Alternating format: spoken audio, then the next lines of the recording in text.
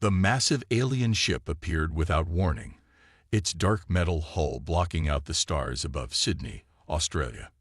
In the International Space Station, Captain Jack Smith watched through the viewport as the vessel, easily the size of a small city, moved into a stable orbit. Unknown vessel, this is the International Space Station. We welcome peaceful contact. He broadcast on all frequencies. The response came in perfect English, though the voice held an odd metallic echo. Primitive species, this is High Commander of the Dominion Forces. Your planet has been chosen for integration into our empire. Surrender now, and your population will be preserved as labor-class citizens. In the ISS's command module, Smith exchanged worried looks with his crew. With all due respect, he replied carefully, Earth is home to over 7 billion people. We have our own civilization, our own culture. We're not interested in becoming part of your empire. The alien's laugh crackled through the speakers. Your weapons are primitive. Your defenses are negligible. We have conquered 1,000 worlds more advanced than yours. Resistance would be unfortunate. Before Smith could respond, the alien ship launched several smaller vessels. They streaked through the atmosphere, heading straight for the Australian continent. They're targeting the outback, Smith reported to Earth's hastily assembled Defense Council, probably thinking the low population density makes it an easy landing zone. He paused, then added, they don't know what they're getting into. The first alien landing party touched down near Kakadu National Park. 6 tall figures emerged from their ship, covered in gleaming armor that rippled like liquid metal.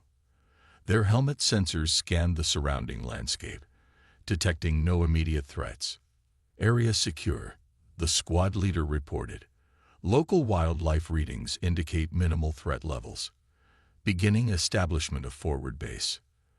They didn't notice the ripple in the nearby riverbank. The massive saltwater crocodile had lived in these waters for decades. At 6 meters long, it was one of the largest of its kind. To its primitive but effective brain, the aliens were simply new prey that had wandered too close to its territory. The first alien died before its sensors even registered movement. The crocodile's jaw evolved over millions of years to produce the strongest bite force on Earth, crushed through the advanced armor like it was made of tin foil. The alien's scream cut off in a burst of static. Contact. Unknown hostile. The squad leader spun around, weapon ready, but the crocodile was already gone, dragging its prey into the murky water. Another alien backed toward the ship, sensors sweeping frantically. Impossible. Our armor is rated for energy weapons. Nothing on this primitive planet should be able to breach it. The second attack came from above. A massive bird, black and blue, with a horn-like crest and deadly claws, dropped from a tree. The cassowary's strike drove its largest claw straight through the alien's helmet. The supposedly advanced protection offered no more resistance than an eggshell. Retreat. Retreat to the ship. The squad leader's order came too late. 2 more crocodiles erupted from the water. The remaining aliens discovered that their energy weapons, designed to fight space battles and pierce shields, were useless against creatures that had evolved to kill for over 200 million years. The entire first contact lasted less than 5 minutes. In orbit, the High Commander received the fragmented emergency transmission. Base team lost. Indigenous life forms. Unprecedented threat level. Request immediate. The transmission ended in static. The High Commander ordered an immediate scan of the area. The results were puzzling. The only living things their sensors could detect were local wildlife. Impossible. The High Commander muttered. Send in the elite guard. Whatever primitive weapons they're using, they cannot stand against our best warriors. In the ISS, Captain Smith watched as more alien ships descended toward Australia. He smiled grimly as he sent a message to Earth's Defense Council. They're making the same mistake again. They think we're the most dangerous things on this planet. He knew better. Humans had survived on Earth for thousands of years precisely because they'd learned to respect and fear their planet's wildlife. These aliens were about to learn the same lesson, the hard way. The war for Earth was about to begin, and humanity's finest warriors would be the creatures that had been perfecting the art of killing since before humans existed. The Dominion's elite warriors stood at the edge of the Great Barrier Reef, their enhanced armor glinting in the Australian sun. After losing the first landing party, they had come prepared. Their new suits were reinforced with layers of the strongest metals in the galaxy. No primitive life form will breach this armor, the squad commander declared, leading his team into the crystal-clear waters. Their mission was simple: establish an underwater base as a foothold on this troublesome planet. None of them noticed the nearly invisible box jellyfish drifting nearby. The first sting went through the commander's armor like it wasn't there. The most lethal jellyfish in Earth's oceans had evolved venom that could kill in minutes. The aliens' advanced medical systems, designed to counter energy weapons and plasma burns, had no defense against this simple chemical weapon. "What's happening?" The commander's voice crackled with panic over the radio. "My suit, my skin, it burns." Before anyone could respond, more jellyfish drifted into the group. Within moments, 3 more warriors fell. Their armor, proof against lasers and plasma, meant nothing against venom that had evolved over millions of years. Back at the temporary command center, Tom Wilson, a former wildlife officer turned military strategist, watched drone footage of the aliens' defeat. "They keep making the same mistake," he told the assembled Defense Council. "They think technology beats nature. They don't understand that Earth's creatures have been in an arms race for millions of years." The council listened as he laid out his plan. Instead of fighting the aliens with tanks and jets, they would use Australia's wildlife as their first line of defense. The Dominion's next attack came at dawn. A full platoon of warriors, now wearing sealed environmental suits, marched inland from the coast. They had learned from the jellyfish disaster, or so they thought. They hadn't counted on the spiders. Sydney funnel web spiders, among the most venomous on Earth, had no trouble piercing the weak joints of the alien suits. Blue-ringed octopi, carried inland by Australian soldiers, proved that even the smallest creatures could be deadly weapons. "Fall back." The alien lieutenant called as his troops dropped one by one. "These primitive venom weapons." His words cut off as a new sound filled the air. The deep thumping, like heavy drums. The ground shook. A mob of kangaroos, each standing 2 meters tall and weighing up to 90 kilograms, bounded toward the alien line. The aliens' energy weapons flashed, but the kangaroos were too many and too fast. Powerful legs, evolved to fight other males for dominance, smashed through alien armor. But the worst was yet to come. "Release the cassowaries," Tom ordered through his radio. Australian wildlife officers opened several cages, releasing a dozen of the large flightless birds, standing as tall as a person, with claws that could disembowel a human. Cassowaries were living dinosaurs. The aliens never stood a chance. Impossible. The High Commander raged in orbit, watching another squad vanish from his sensors. "These are just animals. Mindless beasts." Tom smiled as he watched the alien forces retreat. "That's where they're wrong," he told his team. "These aren't just animals. They're the survivors of billions of years of evolution. Everything that lives in Australia had to become deadly just to survive." He turned to a map showing alien landing sites. Red X's marked where Earth's wildlife had eliminated entire squads. "And the best part? We haven't even shown them the inland creatures yet. Wait until they meet the inland tapins, the world's most venomous snakes, or the saltwater crocodiles in the rivers." The war was far from over, but Earth had found its advantage. The aliens had technology, but Earth had something better: millions of years of evolutionary warfare, compressed into the deadliest collection of creatures in the known galaxy. As if to emphasize his point, a report came in. Another alien squad had just discovered why you don't disturb a bull ant nest. Their screams, even through their advanced communication systems, proved that nature had already won this round. After their crushing defeat in Australia, The Dominion forces turned their attention to South America. Their scanners showed the Amazon rainforest as a vast green expanse, seemingly empty of advanced technology. Surely, they thought, this would be an easier target. They were wrong again. Professor Anna Miller sat in her research station deep in the Amazon, watching the alien ships descend through the canopy. As one of the world's leading experts on rainforest wildlife, she knew exactly what awaited the invaders. They picked the worst possible landing spot. She radioed to command. They're right in bullet ant territory. The aliens had modified their armor yet again, adding special coating to resist Earth's venoms.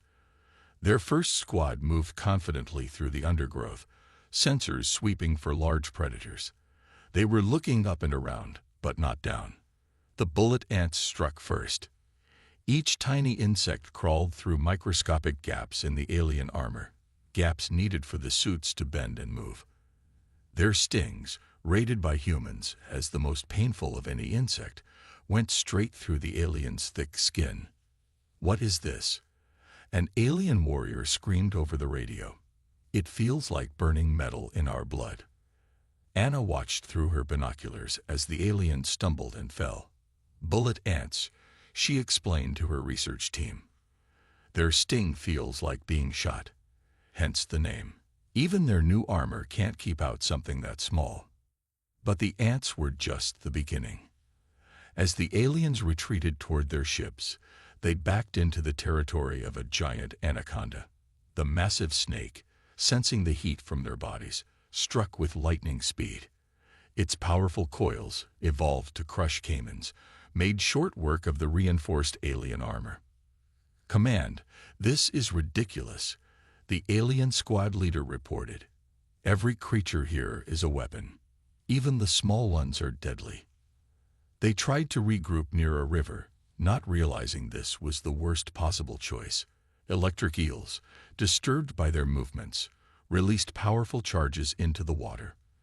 The aliens' electronic systems, so advanced they could detect movement from orbit, shorted out completely.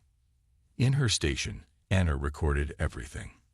"Notice how their technology keeps failing against natural weapons," she told the command center. "Their armor stops energy beams, but can't handle snake fangs. Their shields block missiles, but fail against electric eels. Evolution is more creative than their engineers." The Dominion launched a desperate air assault, hoping to stay above the danger. They hadn't counted on the harpy eagles, massive birds of prey that could snatch monkeys from treetops. The eagles, seeing the alien drones as prey, tore through them with talons designed to pierce bone. Then came the poison dart frogs. Brazilian wildlife officers, wearing special protective gear, collected dozens of the tiny amphibians. Each frog contained enough poison to kill 10 humans. Against the aliens, they proved just as deadly. "This is impossible." The alien commander's voice crackled through intercepted communications. "They're using biological weapons we can't defend against. Every plant, every insect, every creature is deadly." Anna smiled as she added to her report. "They still don't understand," she told her team. "These aren't weapons we made. This is just nature. The Amazon evolved these defenses over millions of years. We're just letting them do what they've always done." The final blow came from the wandering spiders. A colony of these highly aggressive arachnids, disturbed by the alien activity, swarmed through their camp at night. Their venom, evolved to kill quickly, proved just as effective against alien biology. By morning, the Dominion forces had retreated from the Amazon entirely. They marked the entire rainforest as a Level 10 hazard zone, the same rating they gave to worlds with active biological warfare. Anna filed her final report. The Amazon defense was a complete success. Earth's rainforest has once again proved why it's one of the deadliest ecosystems in the world. The aliens never stood a chance against millions of years of evolutionary warfare. In orbit, the Dominion High Command faced an uncomfortable truth. They had lost another battle to creatures that weren't even trying to fight a war. They were simply doing what they had evolved to do, survive. The Dominion High Command was desperate after their defeats in Australia and the Amazon. They launched their largest offensive yet, targeting the savannas of Africa. This time, they sent a full invasion force of 5,000 warriors. Dr. James Cooper watched from a hidden observation post as the massive alien ships descended onto the Serengeti. As Africa's top wildlife expert, he knew what was coming. They chose the worst possible time to invade. He radioed to the Defense Command. It's migration season. The aliens had learned from their previous failures. They brought hover tanks and flying combat platforms, thinking they could stay safely above the ground. Their first wave spread out across the savannah, confident that no Earth creature could reach them now. They hadn't counted on the African honeybees, swarms of the aggressive insects, disturbed by the aliens' landing, attacked in clouds of thousands. Unlike normal bees, African honeybees pursued threats for miles. The aliens' floating platforms offered no protection. The tiny gaps in their armor were all the bees needed.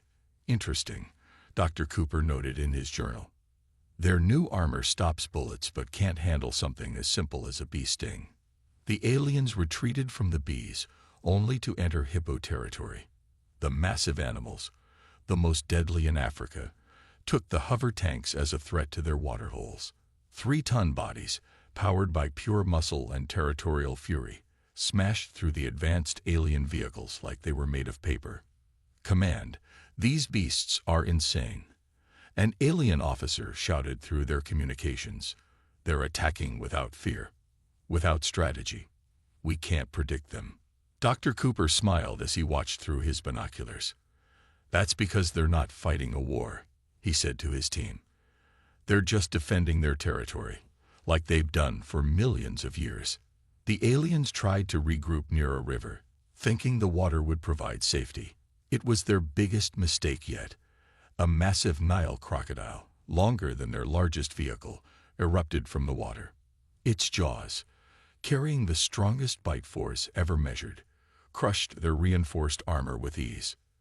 The alien commander ordered his troops to higher ground, away from the water.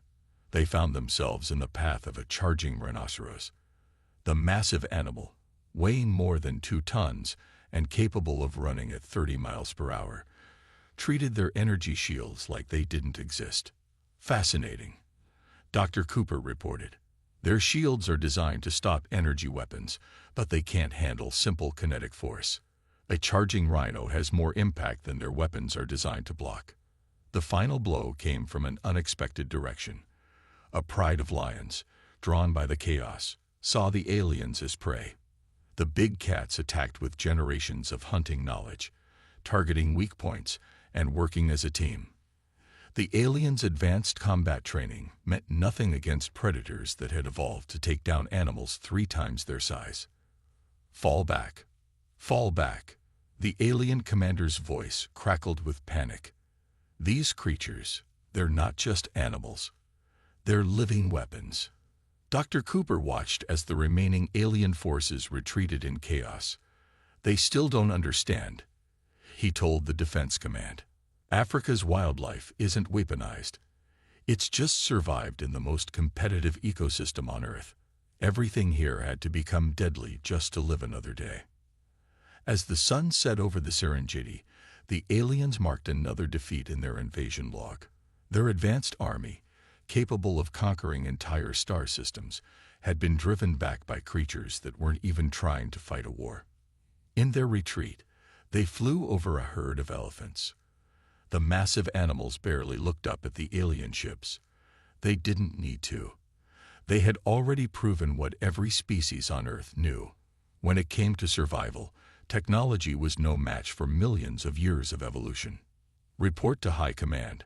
The alien commander sent his final message. Africa is unsuitable for invasion. Local wildlife makes conventional warfare impossible. Recommend marking entire continent as Class 10 hazard zone. Dr. Cooper added one last note to his observations. Day 3 of the African front. The aliens finally learned what we've known all along. On this continent, everything is a survivor, and every survivor is a warrior. After their defeats on 3 continents, the Dominion forces changed their strategy. Instead of fighting on land, they would establish bases deep in Earth's oceans. Surely the deep waters would be safer than facing the terrors on land. Dr. Maria Torres, lead marine biologist at the Pacific Research Center, watched their submarines descend into the depths. She knew better. They think the ocean is empty, she told her research team. They're about to learn why we call it the final frontier. The alien submarines, advanced vessels capable of withstanding the crushing pressures of deep water, spread out across the Pacific Ocean. Their first base would be in the Great White Shark hunting grounds off the coast of California. It was a terrible choice. The Great Whites detected the submarines immediately. To their highly sensitive electroreceptors, the alien vessels might as well have been broadcasting a dinner bell. 6-meter predators, perfectly evolved over millions of years, attacked the submarines with 6,000 pounds of bite force. Warning: hull breach in sections 3 and 4. An alien crew's panic echoed through intercepted communications. These primitive creatures are biting through our reinforced metal. Dr. Torres monitored the situation from her research vessel. Great Whites test bite everything in their territory, she explained to military command. Unfortunately for the aliens, their test bites can crush a seal's skull like an egg. The aliens retreated to deeper waters, thinking they'd be safer in the darkness. They found something worse: colossal squids, the mysterious giants of the deep, with tentacles longer than a school bus and beaks that could crack bone, attacked anything that entered their domain. Multiple vessels lost. The alien commander's voice crackled through the deep-sea communications. These creatures, they're attacking from all directions. But the real trouble started when they encountered the orcas. Killer whales, the ocean's apex predators, saw the alien vessels as intruders in their hunting grounds. What followed wasn't just an attack. It was a coordinated assault. Dr. Torres watched the sonar readings in amazement. Look at this, she pointed to her screen. The orcas are hunting the alien ships just like they hunt whales. They're working together, using tactics passed down through generations.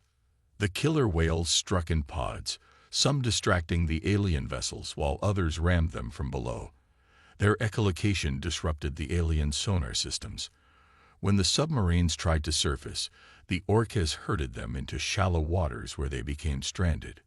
Impossible. The alien admiral watched his fleet's destruction. These are just animals. They can't be this intelligent. The aliens tried one last strategy, establishing a base near the coral reefs, thinking the shallow waters would be safer. They hadn't counted on the blue-ringed octopus colonies. The tiny cephalopods, each small enough to fit in a human hand, but carrying enough venom to kill 20 adults, found their way into the aliens' underwater bases through maintenance hatches and cooling systems.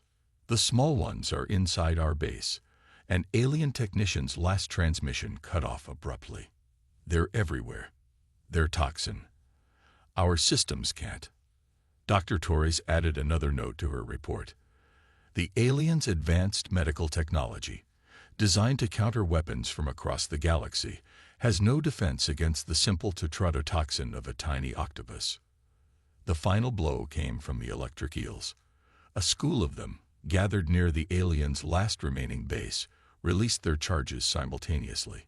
The electromagnetic pulses fried the aliens' sensitive equipment, leaving their bases dark and defenseless. Retreat, the alien admiral ordered. Earth's oceans are forbidden territory. These creatures, they're unlike anything we've encountered in the galaxy. Dr. Torres smiled as she watched the alien ships flee back to space. They never understood, she told her team.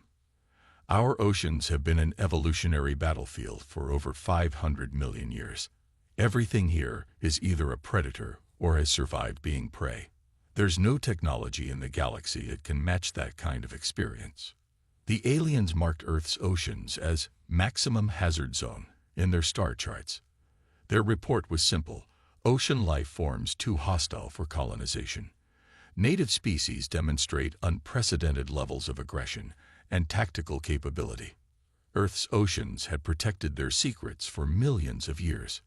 Now they had protected the planet itself. Desperate after their failures in the tropics and oceans, the Dominion forces turned to Earth's polar regions.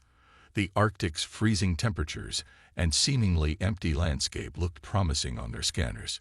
Surely, they thought, no deadly creatures could survive in such harsh conditions. Commander Robert Stone stood at the window of the Arctic Research Station, watching the alien ships land on the ice. After 20 years studying polar wildlife, he knew exactly what was coming. They think the cold will protect them from Earth's wildlife, he radioed to base. They're about to learn about cold weather predators. The aliens deployed their new cold-resistant armor and began establishing their base on the thick ice. Their sensors, focused on detecting technology and large heat signatures, failed to notice the polar bears approaching downwind. The largest land predators on Earth moved with surprising silence for their size. The first alien patrol never saw the attack coming.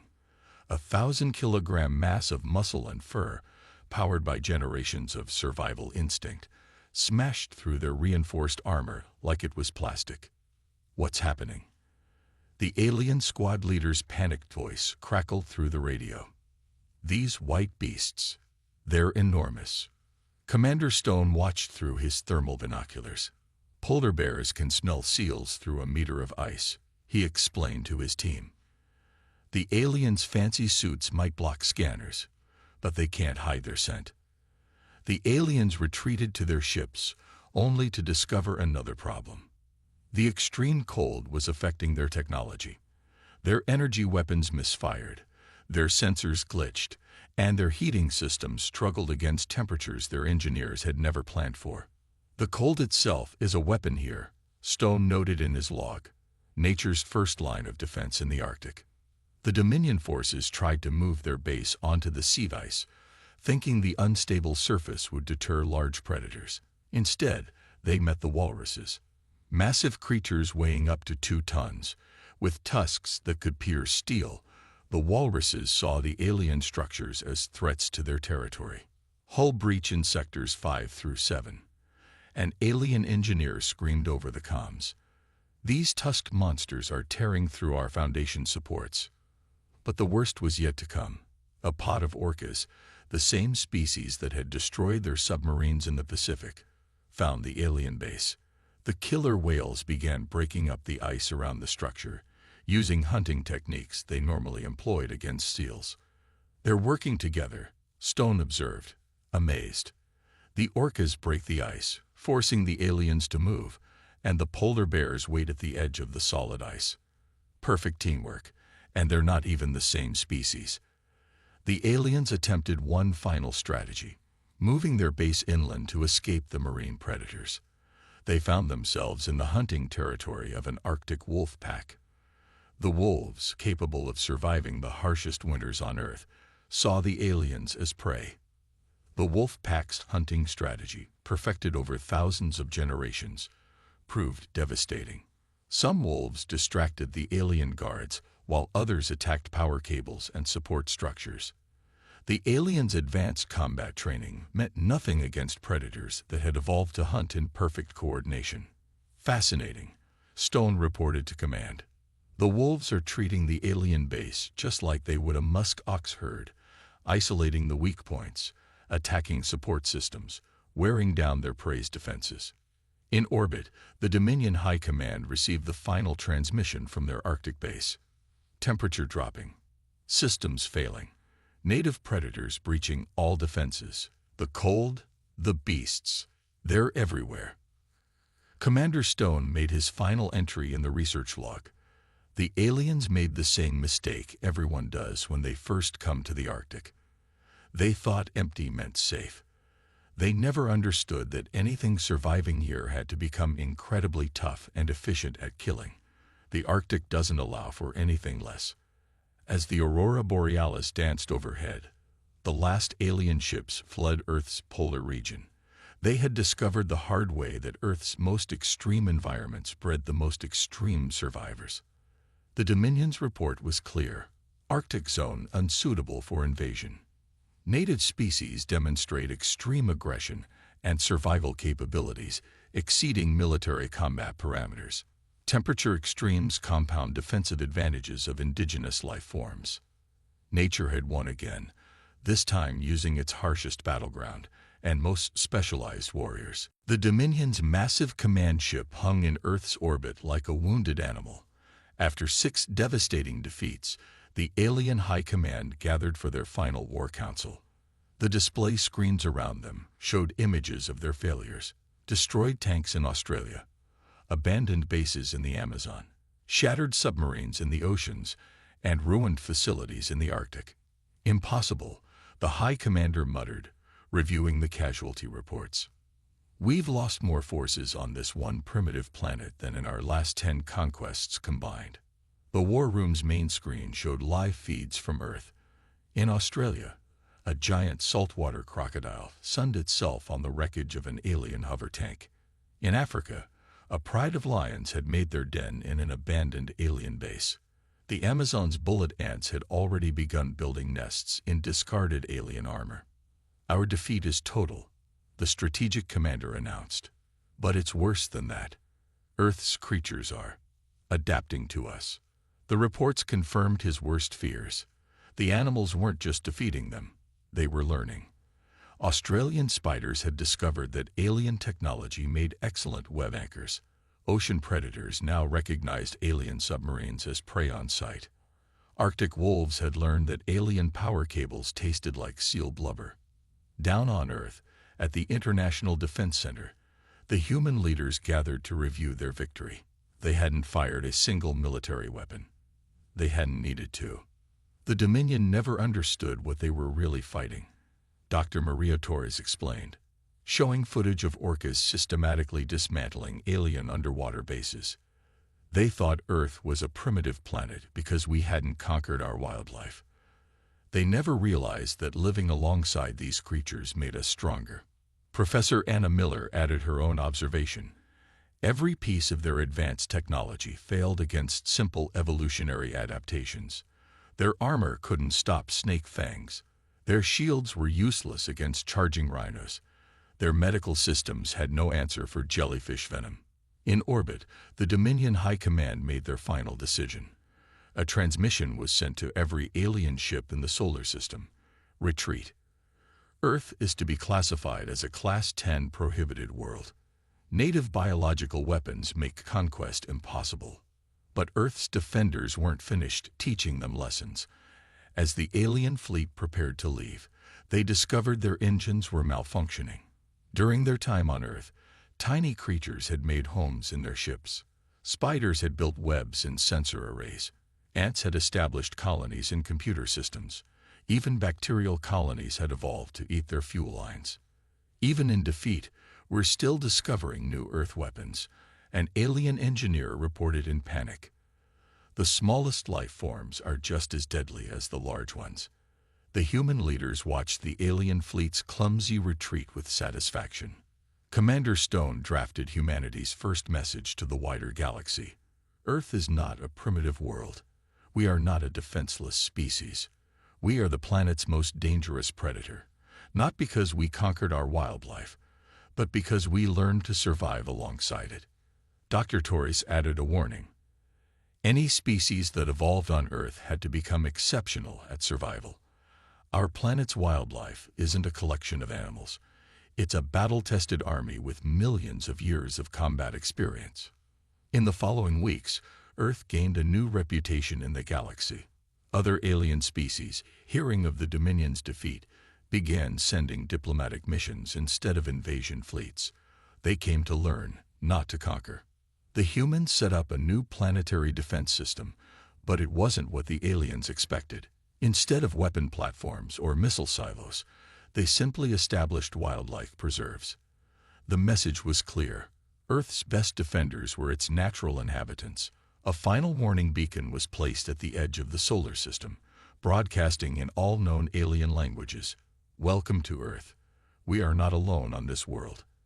We share it with the greatest warriors evolution has ever produced. Enter at your own risk."